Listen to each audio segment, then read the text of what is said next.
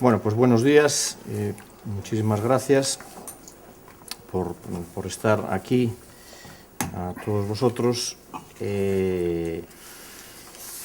Gracias, como siempre, en la persona de Anxo Calvo, a la Facultad de Economía y Empresa, pues por su hospitalidad y por acogernos. Gracias a Marta Rey por su esfuerzo continuado en la dirección de este posgrado de Responsabilidad Social de la Cátedra Inditex UDC. Y gracias a Joaquín González Muntadas, por estar hoy con nosotros en esta conferencia en régimen en ciclo abierto de la cátedra. 2 minutos yo para introducir un poco a Joaquín y luego le paso la palabra a Anxo y a Marta, pues como es habitual en estas conferencias. Joaquín González Muntadas ha sido hasta hace nada el máximo responsable de FITECA Comisiones Obreras. Para entendernos, secretario general de la Federación de Industrias del Textil, Calzado, Confección, Piel, Químicas y otras cosas más de Comisiones Obreras y uno de los máximos responsables de la política confederal de Comisiones Obreras en España. Desde esa responsabilidad yo he tenido el privilegio y el placer de compartir con Joaquín más de una experiencia en ese proceso maravilloso del que ya hemos hablado alguna vez, que ha sido y sigue siendo construir, hacer la responsabilidad social corporativa del Grupo Inditex.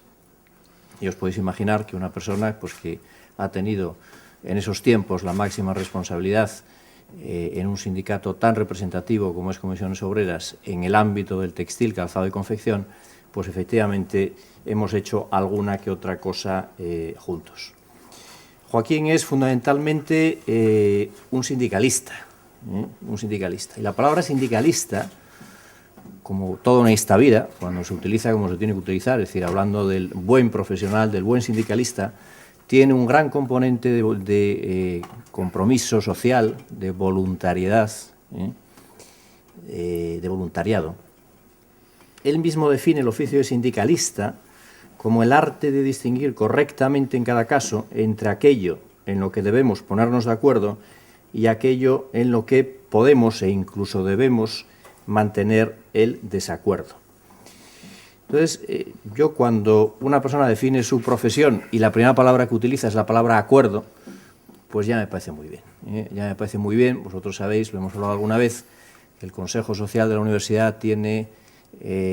una maravillosa y constante y permanente vocación de apoyo a lo que sea acuerdo y cultura de cooperación. Y lo decimos continuamente. Lo decimos continuamente en nuestra función de representantes de la sociedad en la universidad.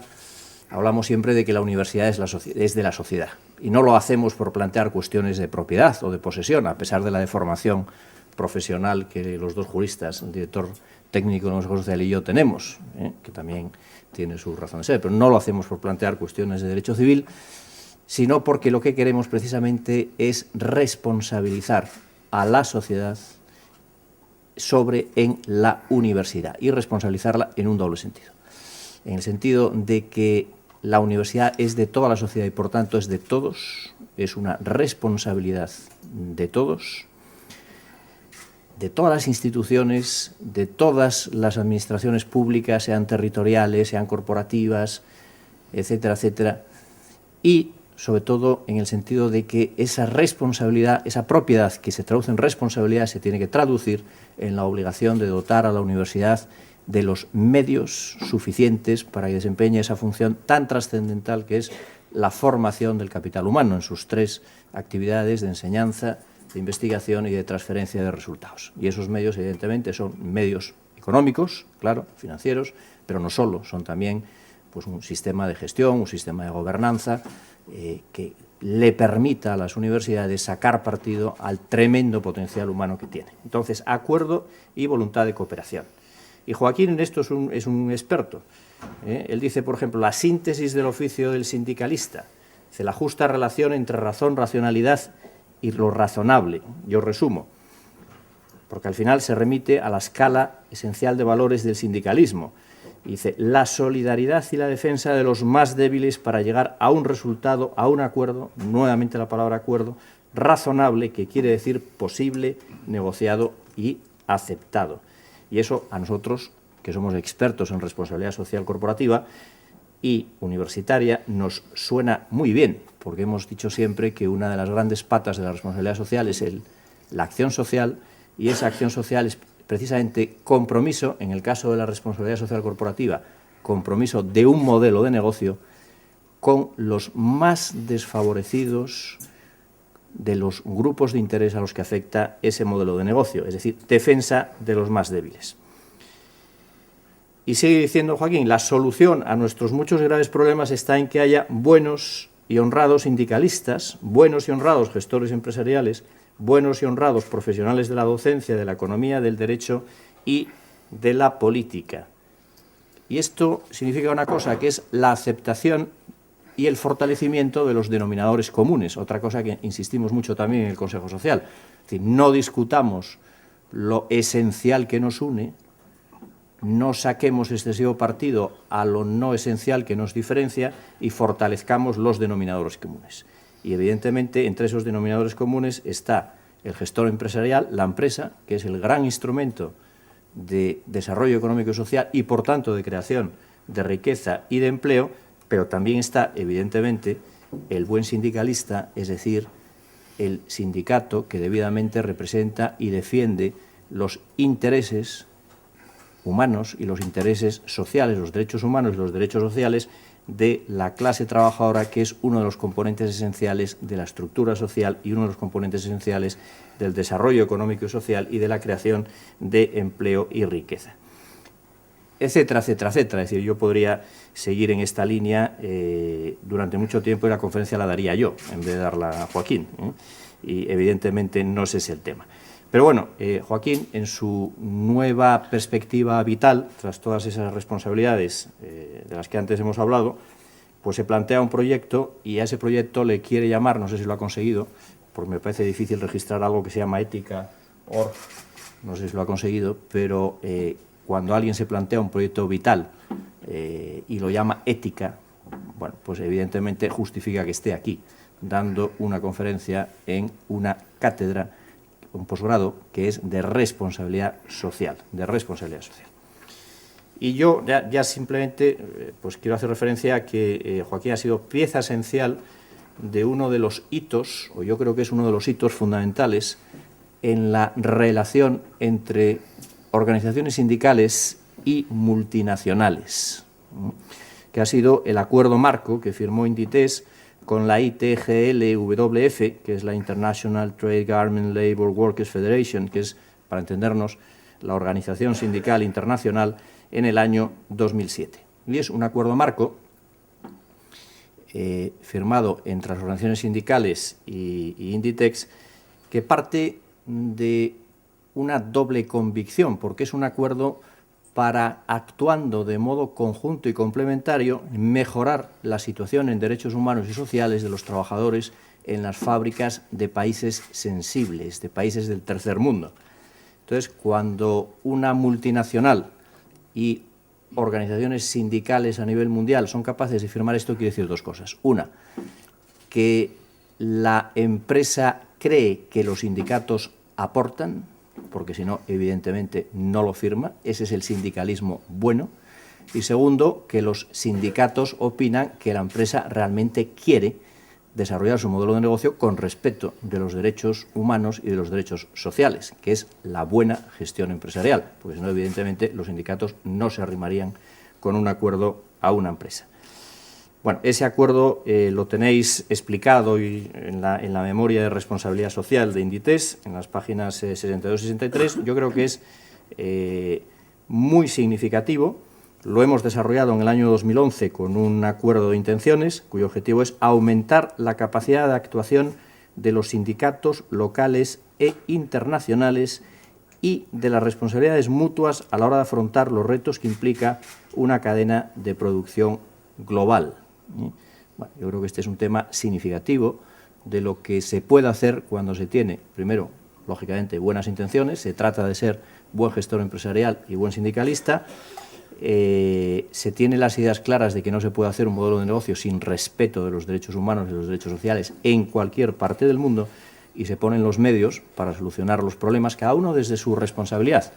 O sea, el gestor empresarial no deja de serlo ni se convierte en sindicalista, y el sindicalista no deja de serlo y se convierte en gestor empresarial. Pero cada uno desde su responsabilidad, si hay voluntad de acuerdo, si hay cultura de cooperación, pues se puede mejorar algo que es responsabilidad de todos, que es la calidad de vida, los derechos humanos y sociales de los trabajadores del tercer mundo, que es, yo creo, una responsabilidad de todos nosotros. Bueno, pues yo por mi parte nada más, cedo la palabra a Anxo Calvo, agradeciéndole nuevamente, pues una vez más, su hospitalidad en esta casa. Cuando quieras.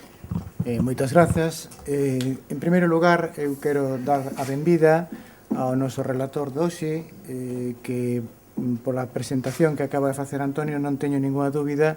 de que vai estar á altura das elevadas expectativas que temos neste momento. En concreto, e persoalmente, eu teño moitas, porque pareceme moi interesante que a cátedra en código aberto, que é como se chama hoxe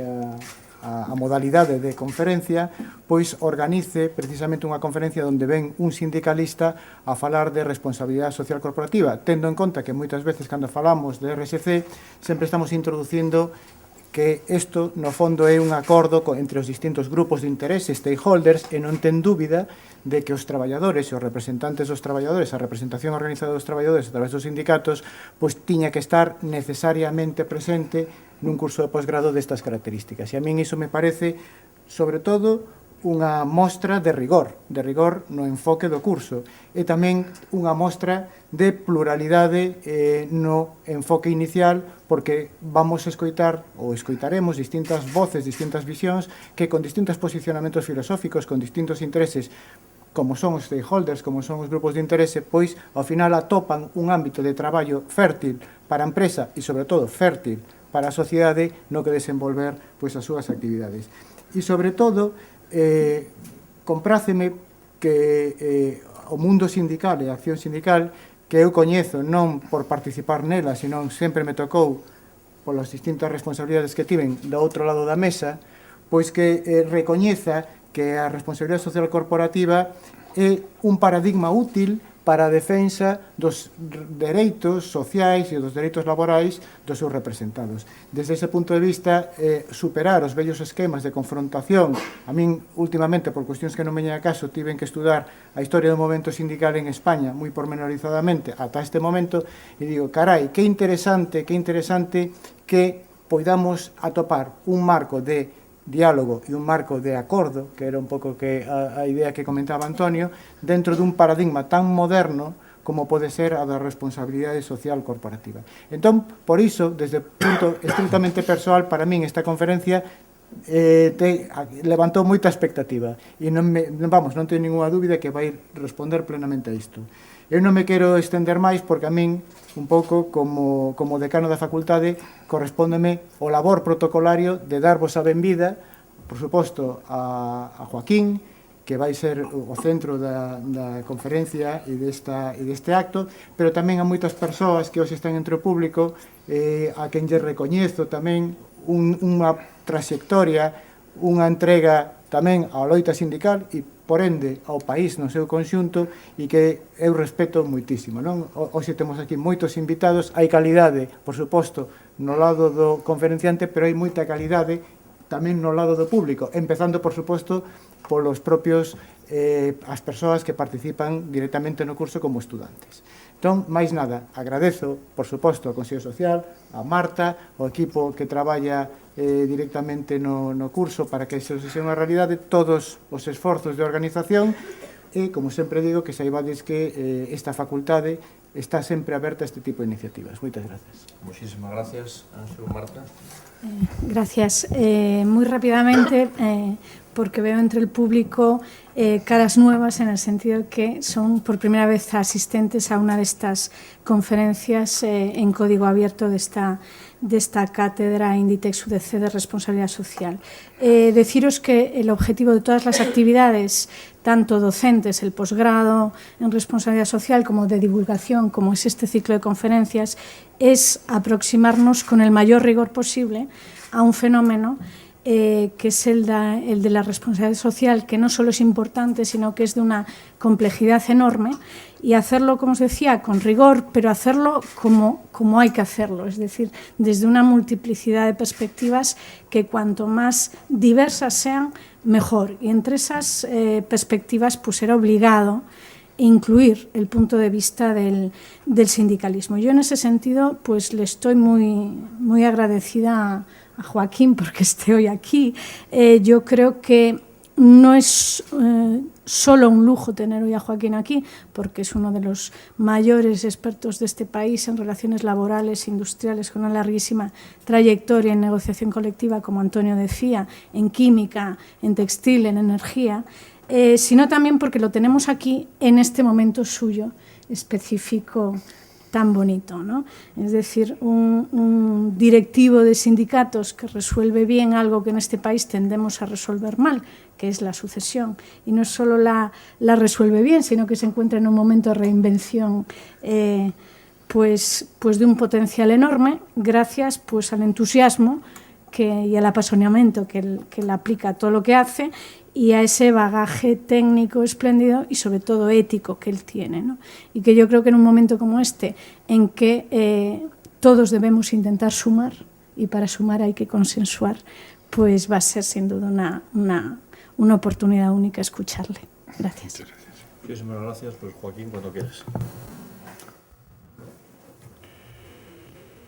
Bueno, buenos días a todos y a todas. Iba a empezar agradeciendo a la cátedra la invitación, que es un lujo para mí y un placer, pero primero quiero agradecer las cariñosas palabras con las que me habéis presentado, ¿no? Y es verdad, es el inicio de una vida nueva, profesional, hecha con mucho entusiasmo, y debo decir que uno de los primeros pasos pues es esta propia conferencia que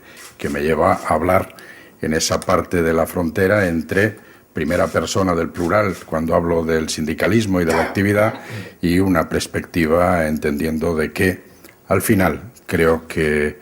la gran ventaja de intentar, como se decía, afrontar o analizar o ver la perspectiva de la responsabilidad social, en este caso, en cualquier otra cosa. Trabajar juntos no quiere decir mirarse uno al otro, lo digo en el ámbito de las empresas, lo digo en el ámbito de las administraciones, sino trabajar juntos quiere decir mirar juntos la misma cosa. Y en estos momentos es mirar juntos la misma cosa, quiere decir verla desde la parte sindical, que es la responsabilidad social corporativa. Y efectivamente en este ciclo de conferencias, y seguramente que a las personas que están haciendo el posgrado pues irán encontrando diferentes caras del prisma,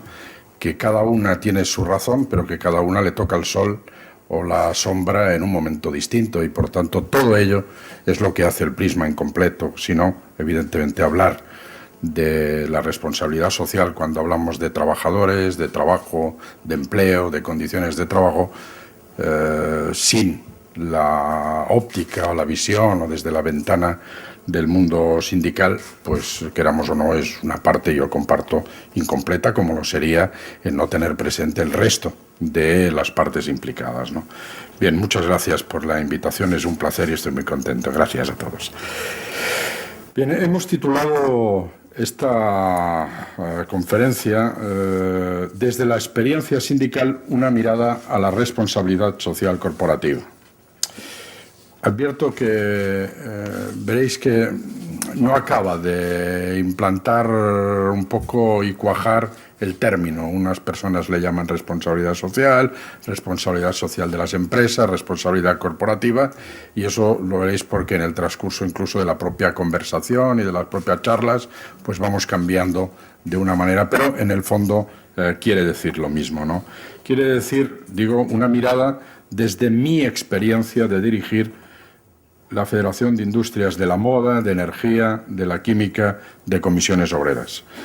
Una de las organizaciones, y de algo me enorgullece, de las organizaciones sindicales reconocida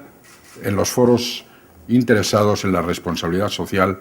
digo FITECA Comisiones Obreras, la organización, la federación sindical que he estado dirigiendo hasta hace poco, por su compromiso en el campo de la responsabilidad social. El objetivo es también transmitiros algunas ideas que entiendo pueden ser útiles a personas interesadas en la RSC. Es este un término que pretende en sí mismo transmitir el esfuerzo voluntario de la nueva empresa, de la empresa sostenible, de la empresa ciudadana, de la empresa con capacidad de diálogo y comprometida socialmente, un concepto que cada día está más presente en los medios de comunicación, pero también en el discurso político, social y, cómo no, en el académico. Pero hay que decirlo también, porque si no nos confundirían muchas de las realidades que vemos diariamente. Es un concepto con mucha literatura, con buenas voluntades, con escasa experiencia todavía,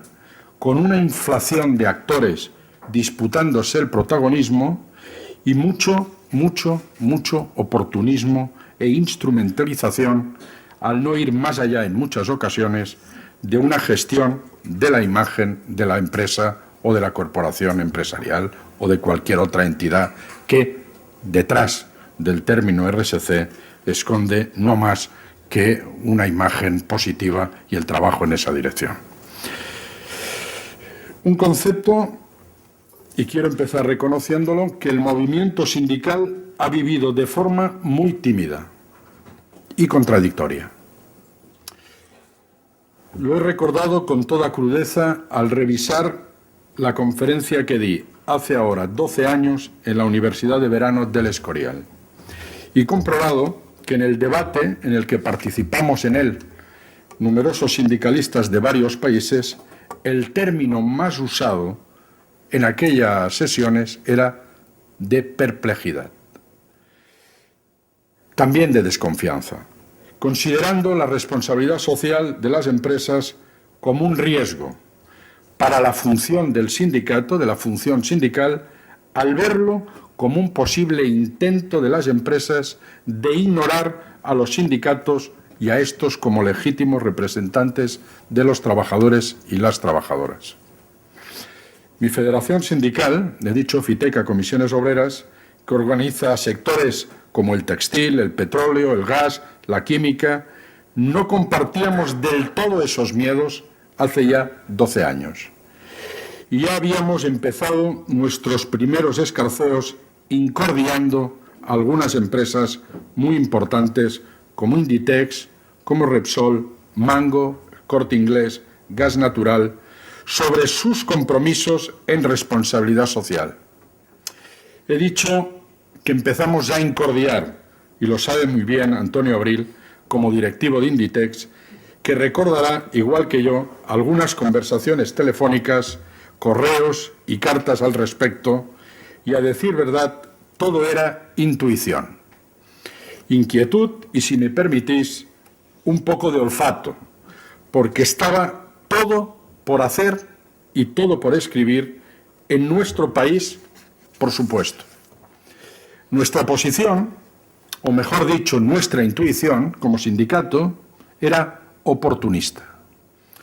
Se concentraba en que el sindicato algo obtendría de información, de intervención o de influencia en las empresas, porque si estábamos seguros de que de algo, hace 15 años las empresas tampoco sabían muy bien lo que querían, cómo lo querían, y lo que era por clarísimo, no sabían muy bien tampoco cómo hacerlo, más allá de los muchos folletos de colores que estuvieran editando en torno a la RSC. El sindicalismo comenzaba una primera discusión sobre si el tema interesaba o no, si era solo marketing empresarial o era un burdo intento de llevar a la decisión unilateral de la empresa, al ser voluntario, al no ser contrastado con nadie de la empresa, lo que antes había sido materia de negociación colectiva. Algo de esto había, y lo debo decir, en muchos planteamientos empresariales de la época, que nacía de muchas escuelas de negocio, entendiendo de que las propuestas voluntarias en el ámbito de la responsabilidad social de la empresa, cubría un amplio espacio vacío en un número muy importante de ámbitos de relaciones laborales. Estoy hablando a nivel mundial y estoy hablando también de países anglosajones, de Europa, que luego me referiré. Existía en aquellos momentos otra discusión en el sindicalismo organizado. Unos decían que en la medida que los códigos de conducta eran decisiones unilaterales de la empresa y abordaban temas como los derechos y los estándares básicos que la empresa se comprometía a cumplir en relación a los y a las trabajadoras de la comunidad en relación al medio ambiente, que interesan también esas materias al movimiento sindical, no convenía, decía una parte del movimiento sindical, no convenía intervenir en su aplicación, en su seguimiento, porque en el fondo era hacer el juego a la política unilateral de las empresas. Por ello, en aquellos momentos ya, estoy hablando de hace 12 años, se contraponía al código de conducta unilateral de la empresa los acuerdos marcos negociados para convertir lo que era una decisión unilateral de la empresa en un acuerdo convencional en el ámbito de un acuerdo marco negociado entre el sindicalismo y la empresa correspondiente.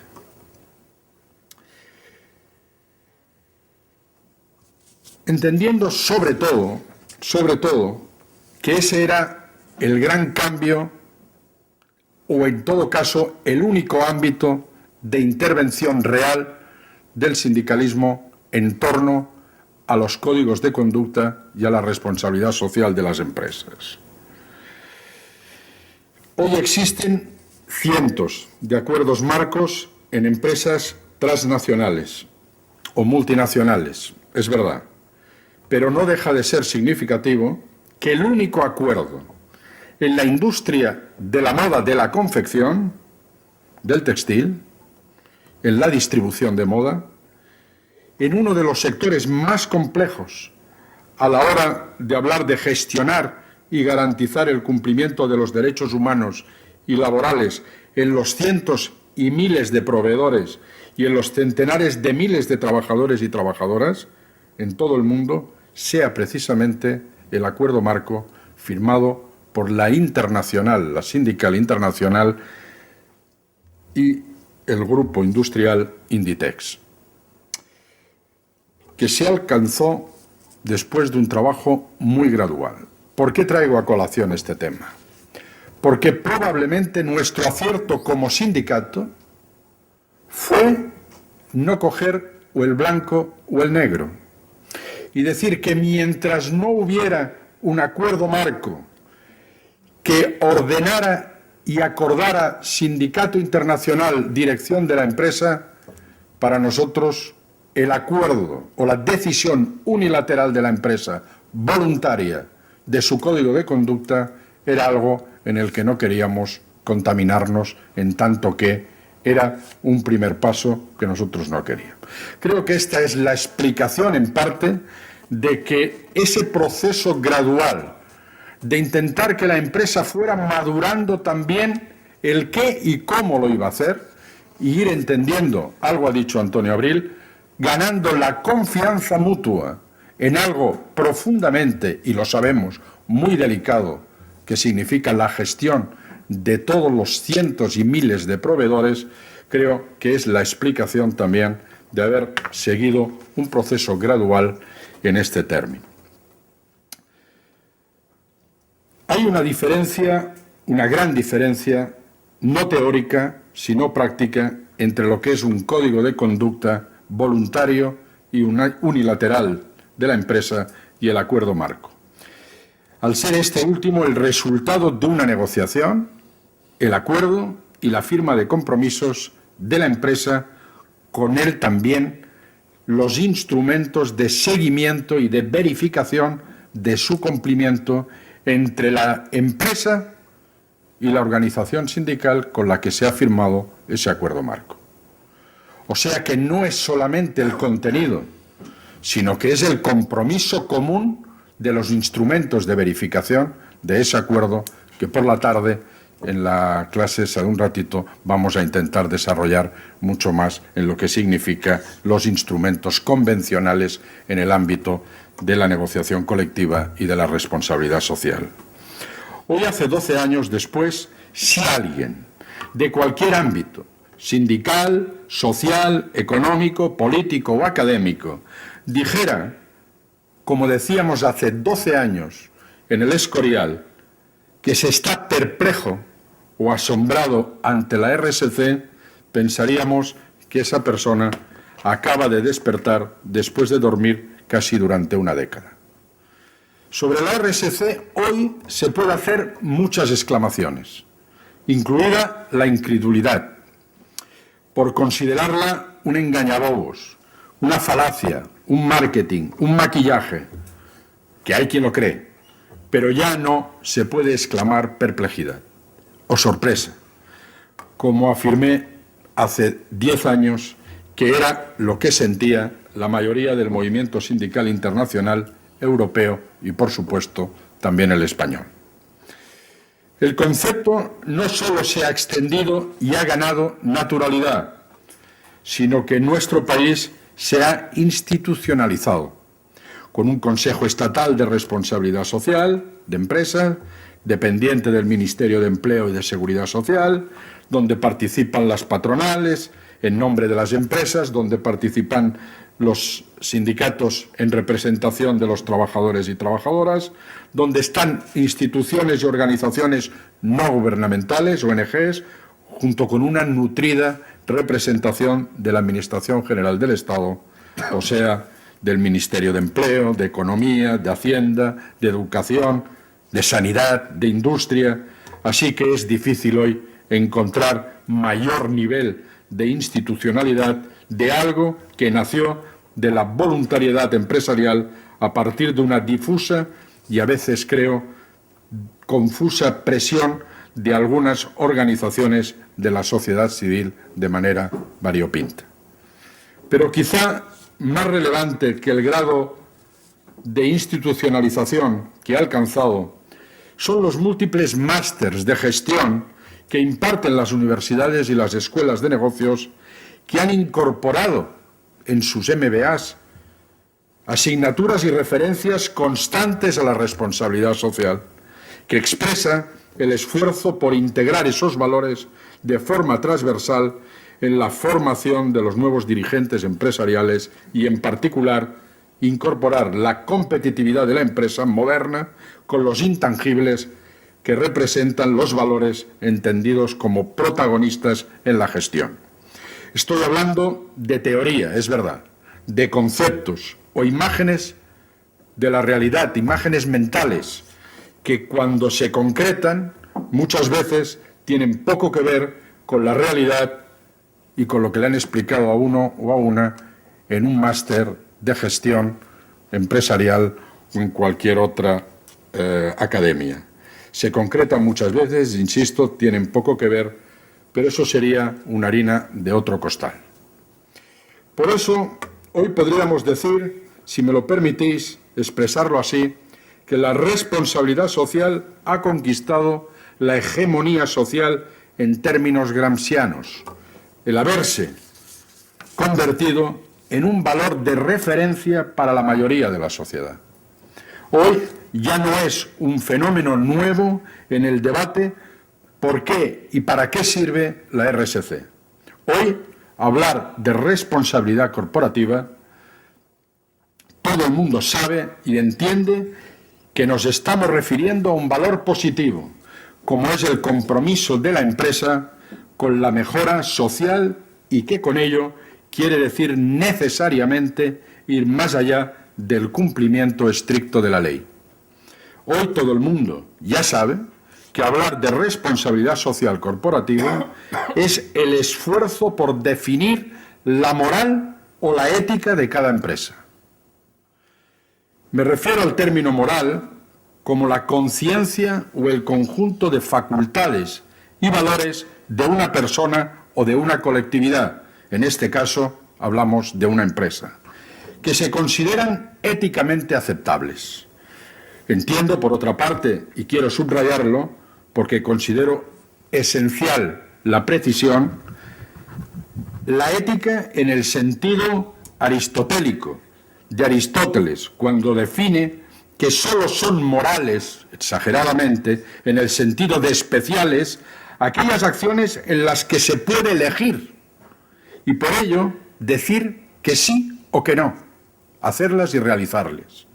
Así que no merecen o no merecerían ser calificadas de éticas excepcionales en el término que estamos hablando el solo hecho de cumplir la ley, porque en un Estado de Derecho una empresa no puede elegir aceptar, aplicar la ley o no aplicarla. Esa es, en definitiva, entiendo, la gran diferencia que existe a la hora de analizar la responsabilidad social y el papel ético excepcional de una empresa o de un número importante de empresas. Podría decirse que hoy la responsabilidad social es el esfuerzo por determinar una conducta ideal, o desde el concepto griego de éticos, que significa, entre otras acepciones, carácter. Es el esfuerzo que define un nuevo carácter de la cultura prefigurativa y comportamientos que aspiran a incorporarse al comportamiento futuro, a ser la pauta de una nueva cultura y, en este caso, de una nueva cultura de empresa. Como resume bien la antropóloga Margaret Mead, al definir como cultura prefigurativa, dice que esas nuevas costumbres que no se aprenden del pasado o que se presentan radicalmente distintas de los tiempos de sus predecesores. Creo que así deberíamos definir a la responsabilidad social de las empresas de hoy, como la ruptura, incluso, y sé que es un término muy radical, del propio papel de la empresa y del perfil del empresario, y por ello debería ser cierta la teoría que expone el profesor Guillermo de la Dehesa en un excelente artículo que os recomiendo, que se titula El empresario del siglo XXI, donde él define muy bien, de forma esquemática, los dos tipos de empresarios que ahora cada cual de los presentes en la sala ponga la etiqueta a los empresarios que conoce o a la empresa en la que trabaja o en la que ha trabajado. Y dice el profesor, hay un tipo de empresario, lo define como homo economicus, es decir, hedonista en el consumo, egoísta en la riqueza, individualista en la gestión y estejanovista en su trabajo. Es posible, atendiendo a esta definición, de que precisamente de este empresario no nazca la iniciativa de la responsabilidad social ni la ruptura del papel de la empresa del pasado. Define otro perfil, Guillermo de la Dehesa, en el que dice empresario, el nuevo, el que se aspira, es el que se adapta a un nuevo entorno económico más abierto, global y complejo, donde los valores del egoísmo comienzan a dar paso al altruismo, a quien su flexibilidad, capacidad creativa y de innovación sustituyen a la rigidez, al trabajo en equipo, un empresario que ya no vive aislado, que tiene responsabilidades sociales respecto a sus empleados, los clientes, los suministradores y en un entorno cada vez más competitivo que le exige una excelencia que sobrepasa sus tradicionales dotes de mando, por tanto, de su trabajo solo, sin participar con otros agentes de la sociedad. Es muy posible de que ese perfil de empresario nazca de verdad la innovación en la gestión, que es el primer paso y con ella las mejores prácticas de responsabilidad social. Pero antes de entrar en algunos por qué y cómo de la gestión de la responsabilidad social desde la óptica sindical, quiero apuntar lo que entiendo una de las mayores dificultades para la buena gestión en nuestro país de la responsabilidad social. Y es como en otros aspectos de nuestra vida política y social, es la banalización del concepto, por su inadecuado uso del término, o mejor dicho, por su abuso. Ya sé que aprovechando un impacto positivo en la opinión pública, se acaba convirtiendo en un cajón desastre que no dice nada porque se usa para todo. Ese es uno de los grandes riesgos que tiene la responsabilidad social, al menos en nuestro país, que es el que conozco. El otro riesgo es la banalización de los compromisos. Y a ese me interesa más detenerme un momento. De esos compromisos que se adquieren voluntariamente por algunas empresas. Y lo voy a explicar desde una anécdota. De una anécdota que quizá Antonio Abril recordará también, que en el año 2002, cuando aquí en Coruña, en Arteixo, se celebró el acto de constitución del Global Compact promovido por Kofi Annan y que en nuestro país se dio a conocer como Pacto Mundial de Naciones Unidas. Y del cual Inditex hizo de primer promotor en España y presidió lo que se denominaba la mesa cuadrada. Yo asistí a ese acto en Arteixo como único sindicalista, a lo que iba a ser la puesta en marcha de una iniciativa en la que voluntariamente se podían comprometer nuestras empresas para alinear sus estrategias de gestión con 10 principios. 10 principios universales sobre los que contenía y sigue conteniendo el Pacto Global. Derechos humanos, estándares laborales, medio ambiente y anticorrupción. Se agrupaban esos 10 principios en esos 4. La anécdota es que al leer la lista de empresas que en España se habían adherido al Global Compact, desde el primer día fueron 135. Esta fue mi primera decepción, lo confieso. No porque fueran muy pocas comparadas con los miles de empresas que había en España. No, la decepción era porque habían demasiadas empresas. Y si no, veamos. El total de empresas adheridas al mismo pacto global, en Japón fueron 8. En Alemania, 16. Y en Italia, 15. En España, 135. De tacada. Por tanto, algo fallaba cuando en el mismo compromiso e igual de voluntario, por poner 2 ejemplos, ahora que estamos comparándonos constantemente España y Alemania, por comparar 2 realidades, España y Alemania. Se producía una desproporción que solo podemos explicar desde 2 variables. La primera, que las empresas españolas eran y son en número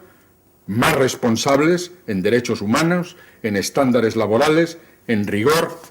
con el medio ambiente y también, claro, y lo digo con un poco de rintintín, en mecanismos que eviten la corrupción. Para ser sincero, no creo que esta fuera la variable que explicaba esa diferencia entre España y Alemania. La segunda creo que es más acertada, y es que Alemania y en Japón igual se le da un valor distinto a la firma de un compromiso voluntario. Así que cuando nos referimos a RSC, como en tantas otras cosas, en la política, en la economía, también en la vida, debemos ir más allá del nombre de las cosas y atender mucho su contenido y su nivel de cumplimiento.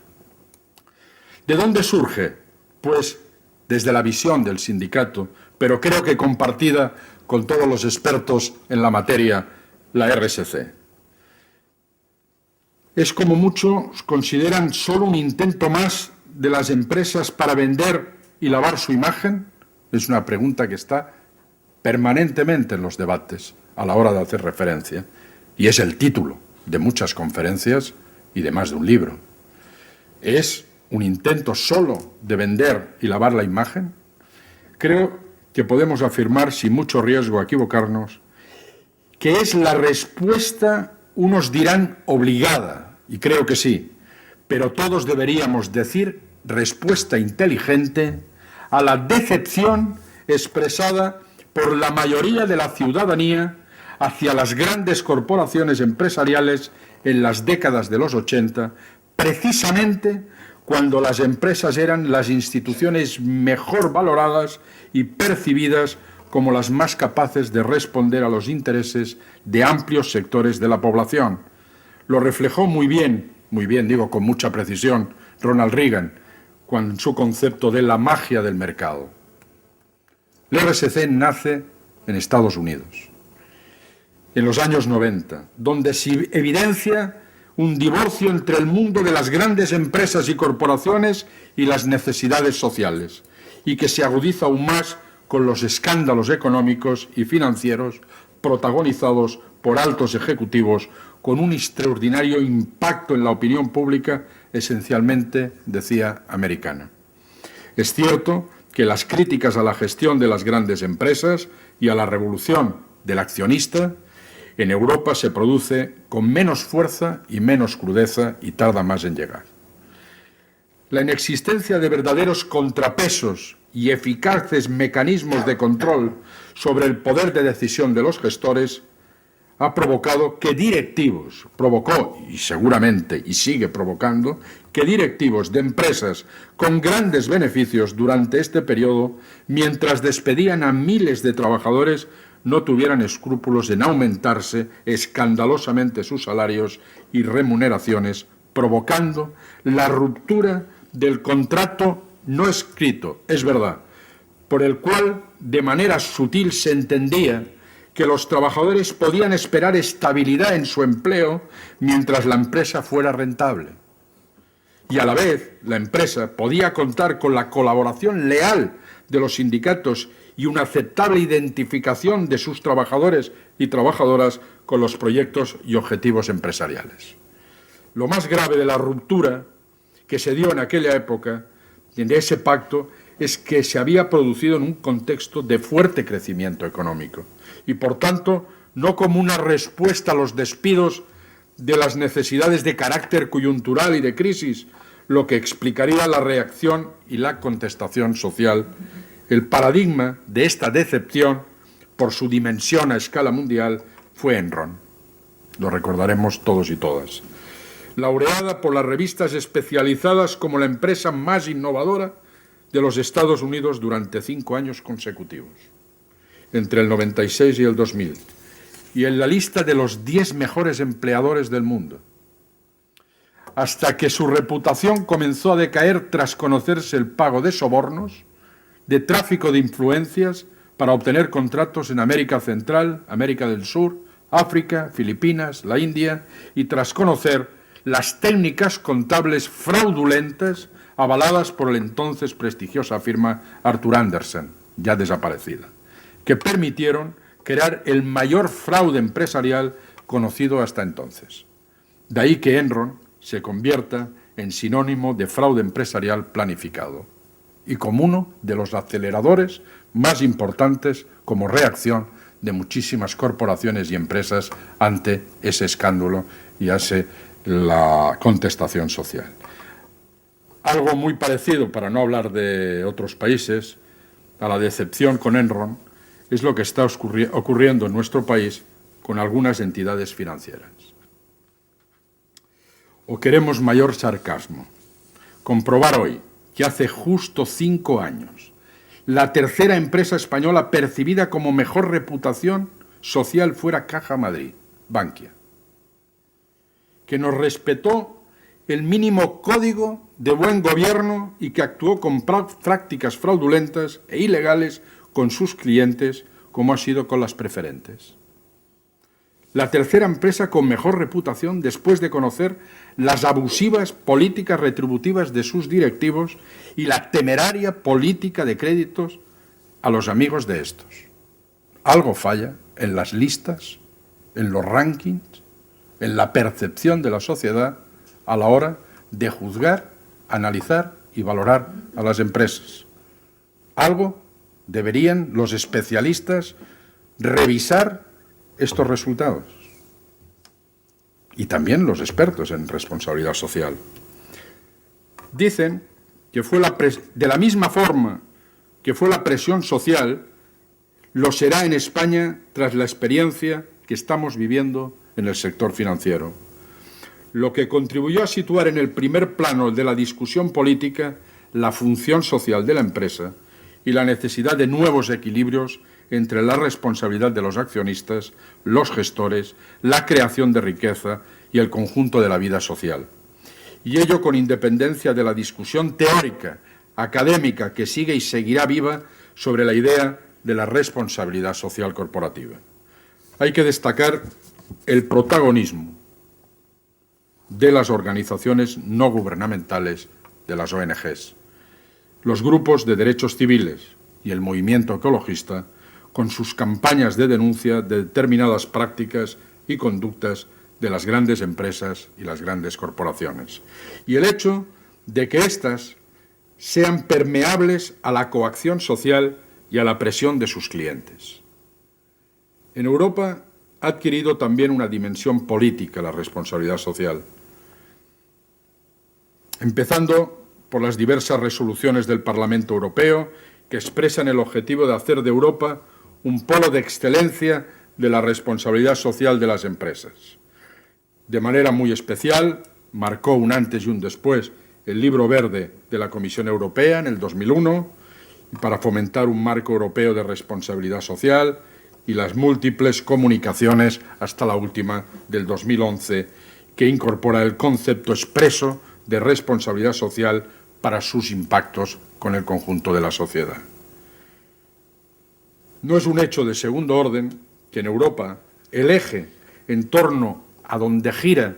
la RSC sea el empleo, la organización y la calidad del trabajo y la relación con los trabajadores, tal como ya había avanzado en el Consejo Europeo de Lisboa, coincidiendo con ello que el principal déficit de Europa, de la construcción europea, es su propia política social. Y entiende la propia Comisión Europea que un factor, un acelerador, un buen reactivo, un acicate para ese objetivo es y debe ser la responsabilidad social de las empresas y de las organizaciones y de las administraciones. Por tanto, debemos recordar, después de varias décadas de viaje, que la responsabilidad social no ha sido un proceso pacífico, sino que ha tenido potentes enemigos, como se refleja en la dureza de los adjetivos que utilizó, por poner un ejemplo, el influyente periódico The Economist, calificando en su día a la responsabilidad social de las empresas de conspiración e intoxicación a la opinión pública contra el capitalismo y la libre empresa, y donde advertía de las graves consecuencias para la competitividad y la reputación de la industria europea y que de triunfar la idea de la responsabilidad social en las empresas aumentaría artificialmente los costes de las mismas al verse obligadas a atender objetivos que no les son propios a las empresas. Ataques y advertencias de los riesgos para la libre empresa, donde los más irreductibles representantes de la ortodoxia política y la economía ultraliberal, que llegaron a equiparar al movimiento de la responsabilidad social como la ofensiva teórica e intelectual de los adversarios de la libre empresa y de la economía de mercado, frente a las exigencias cívicas de la responsabilidad social a la que respondió, ante lo que respondió con la famosa frase lapidaria que sentencia Milton Friedman cuando dijo: la acción social corresponde a los accionistas con sus dividendos y no a la empresa. Y la más conocida y más repetida cuando advertía que la finalidad de una empresa bien gestionada es hacer beneficios y punto, y no salvar al planeta. Quiero decir que el movimiento, el pensamiento de la RSC ha tenido también y tiene su contestación en el ámbito empresarial y en el ámbito del mundo económico. El verdadero cambio al que asistimos, y creo que es la clave de bóveda que explica en gran medida lo que es la propia lógica de la RSC y el comportamiento y los temores, que el miedo es el que hace guardar la viña de las empresas en torno a la RSC. Voy a intentar desarrollarlo brevemente. Creo que es el gran protagonismo que adquieren los intangibles en el valor de la empresa. El valor que adquiere la marca, que este es un evidente cambio de paradigma con relación a décadas pasadas, donde ayer, hace unas décadas, se repartía el valor de la empresa entre el 80% de lo tangible y el 20% el intangible. Mientras hoy estamos en la gestión de lo intangible, o dicho de otra forma, en la necesidad de integrar en la estrategia de gestión de la empresa lo duro y lo blando, y con ello la nueva importancia y trascendencia del concepto reputación como intangible, la necesidad de integrar en un todo económico lo social y lo ambiental, algo que ha provocado un nuevo espacio de diálogo obligado entre las grandes empresas y las organizaciones no gubernamentales, las comunidades locales, las comunidades indígenas, si son del sector energético, y, por supuesto, los sindicatos. Quiero hacer este paréntesis antes de entrar en el papel concreto de los sindicatos en la responsabilidad social, porque podéis intuir que por su papel complejo como organizaciones, que somos, acostumbradas a gestionar la dureza de las relaciones laborales concretas entre el trabajador y la trabajadora, su productividad, su salario, sus condiciones de trabajo con su empresa, que tienen muy poco que ver con el intangible, y al mismo tiempo la gestión de lo blando. Esta es la diferencia que creo que sitúa al papel del sindicato en torno y en relación a la responsabilidad social de una forma distinta a puede estar cualquier otra organización no gubernamental, otro grupo de interés. El cambio de verdad, el radical en el mundo de la empresa y su relación con la sociedad, es el cambio que nos explica que la responsabilidad social cada día tenga mayor relieve en las empresas y en la sociedad, y es el peso de la marca. Porque hemos pasado de la idea de no hace tantos años, de que lo principal era la producción, lo duro, y que la marca, lo blando, era solo un agregado. Hemos pasado de centrar todo el esfuerzo en diseñar y fabricar productos a considerar que lo más importante es comercializar y distribuir esos productos. Y que la marca no es solo una imagen impresa en la que va en las etiquetas, sino que hoy la marca identifica una identidad o incluso una conciencia empresarial. La marca ya no es tanto como producto, sino como idea, como actitudes, como valores y experiencias, es decir, hay marca que identifica a cultura. La marca, y con ello hemos invertido la correlación de fuerzas. Si la marca es todo eso, ¿quién es el dueño? El cliente. Por tanto, no es lo mismo, y quiero matizarlo, el valor del cliente y la debilidad de la marca frente al cliente y, por tanto, cualquier ataque de su reputación. Si estamos hablando de una marca de frenos que va instalado en un vehículo, frenos Ferodo, que va en un Citroën, no es lo mismo el impacto del deterioro de esta marca. Es probable que no dejes de comprar un Citroën porque lleve una marca Ferodo o unos cristales en un edificio, siempre y cuando no coticen en bolsa. Y luego ya entra otro campo en relación a la reputación y todo el ámbito de presión en este campo. Pero para simplificar el concepto, solo quiero decir la diferencia entre un fabricante de frenos y Nestlé o Camper, por poner dos ejemplos, y poner Zara. Es decir, un espacio en el que inciden frente a esa marca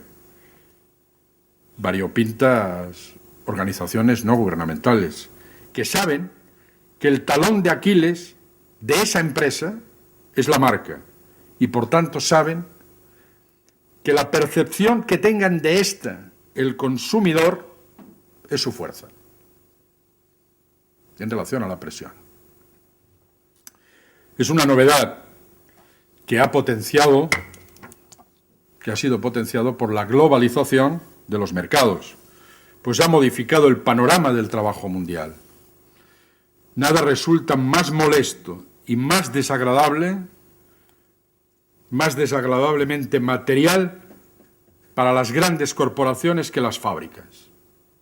Las fábricas que manufacturan sus artículos. La razón del cambio es sencilla.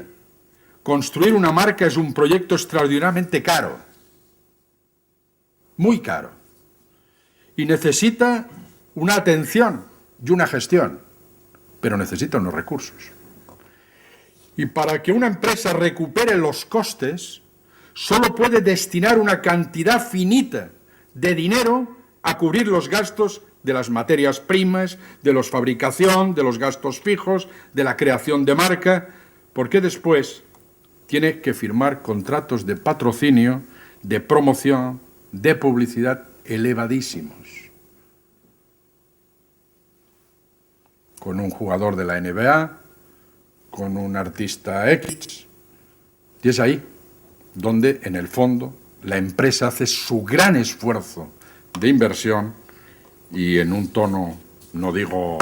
quejoso, pero un poco sí, el problema es las fábricas son un incordio. Lo sabe Antonio Abril, que son un incordio. Cuando no se incendian, se caen. Y esto es un problema. Pero según esta lógica, la empresa no debe emplear sus limitados recursos en las fábricas. El cambio es lento, pero es decisivo. Y el sindicalismo lo sabe. Lo importante es que sepa responder a esto. De las prioridades de la empresa ha dejado en una posición muy precaria a los productores no virtuales, o sea, a los trabajadores y las trabajadoras. Esa es la realidad y la cruda realidad en la que, y luego me referiré, puede jugar el gran papel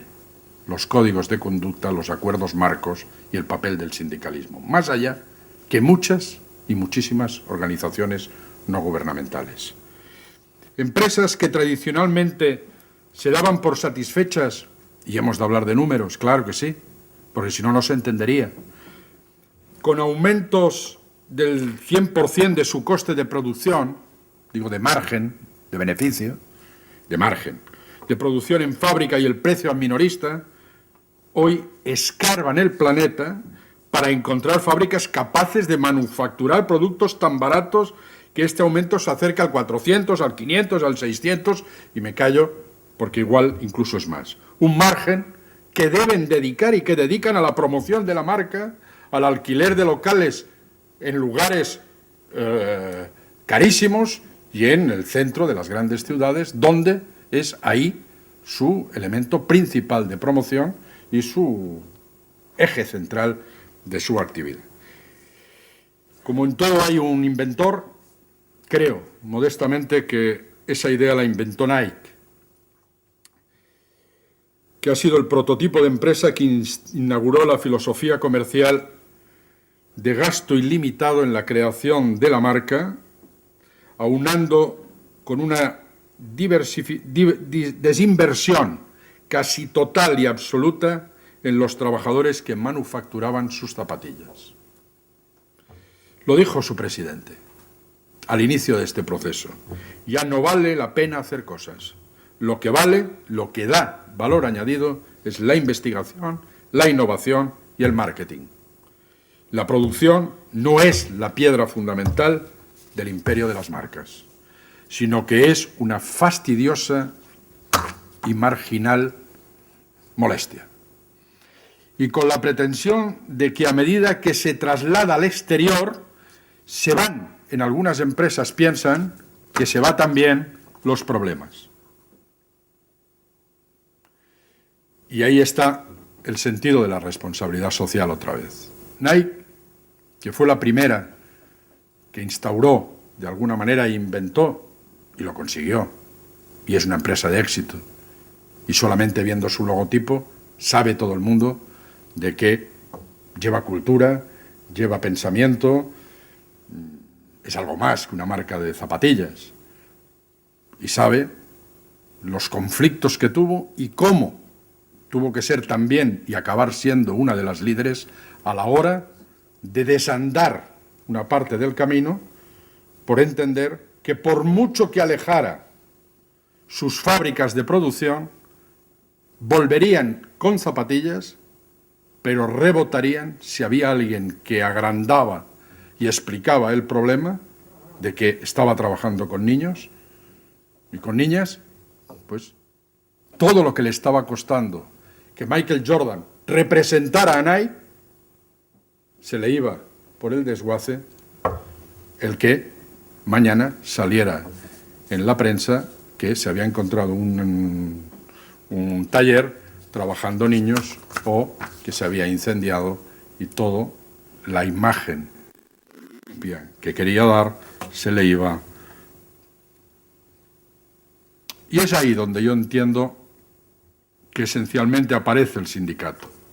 para recordarle a la empresa responsable que fuera de su protección o no, y con esto no estoy prefigurando que todas las empresas tengan esa pretensión, por eso pongo el matiz, a la empresa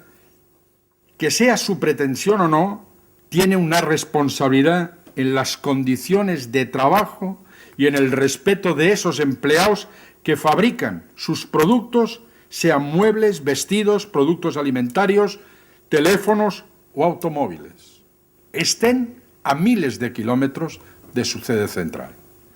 La función del sindicalismo hoy, en la economía y en la empresa global, está en impedir que la estrategia de muchas empresas y de muy importantes empresas, algunas de ellas incluso laureadas con nominaciones de empresas responsables y éticas, ignore a las personas que trabajan en sus productos,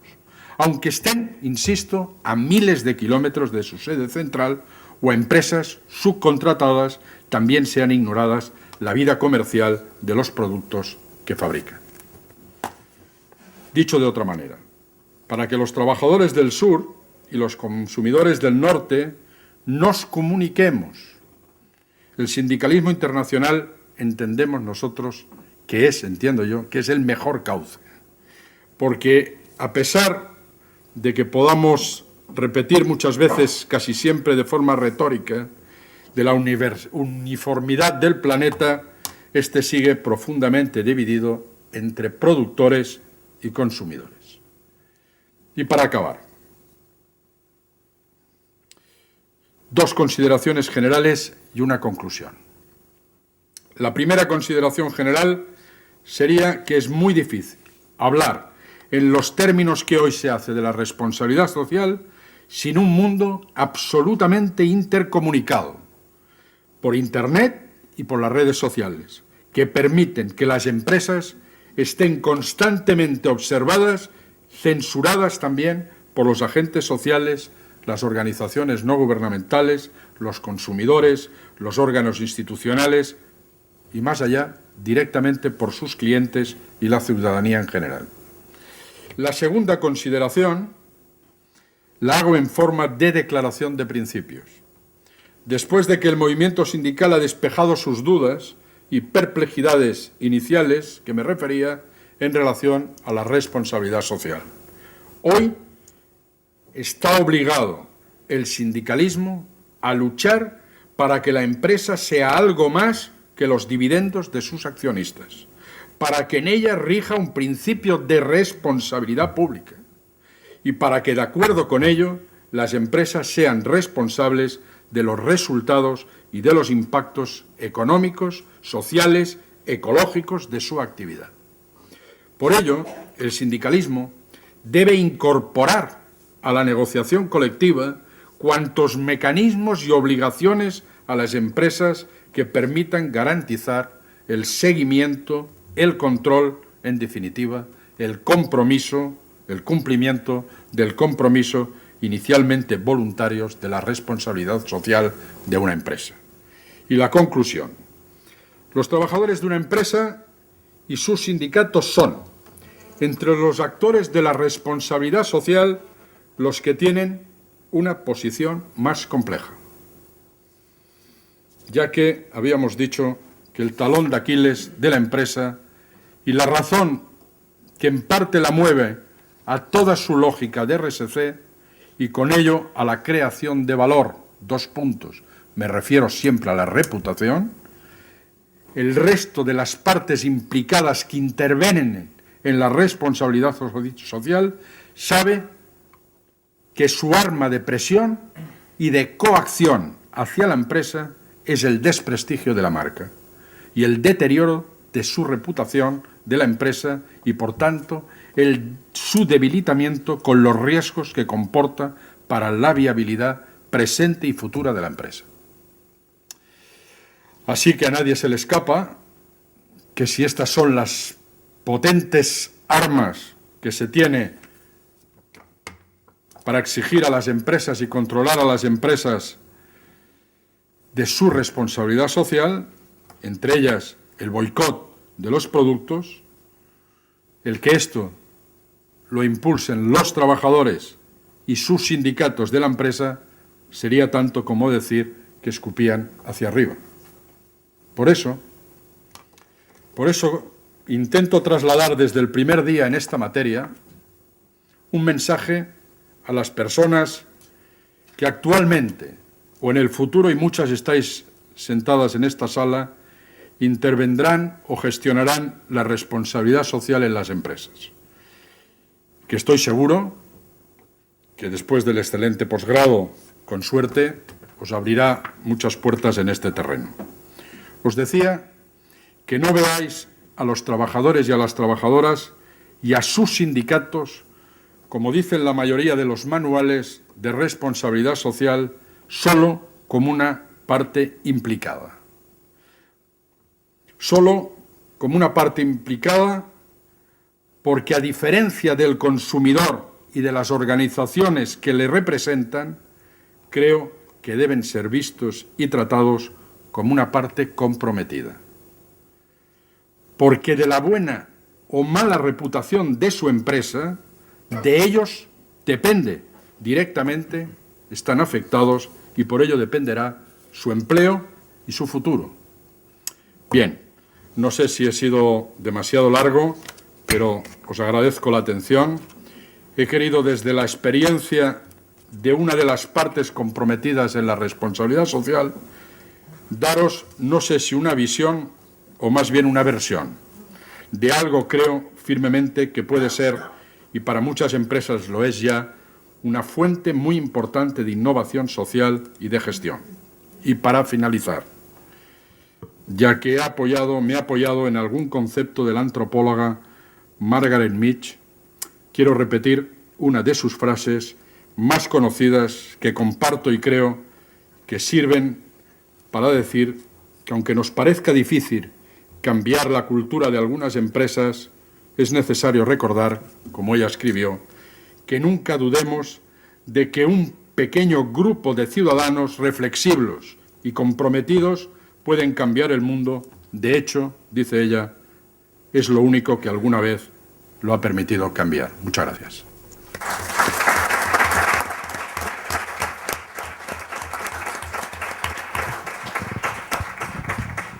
Muchísimas gracias, Joaquín. Yo creo que hemos disfrutado todos mucho de tu visión de la responsabilidad social, tu visión desde el punto de vista de los sindicatos, que además ha sido una visión muy global, muy internacional, lo cual no es fácil. Avalada por tu experiencia, yo creo que les va a venir muy bien a los alumnos del posgrado, como les encantará, seguro les aprovechará muchísimo la clase que esta tarde les vas a dar. Muchísimas gracias y levantamos la sesión.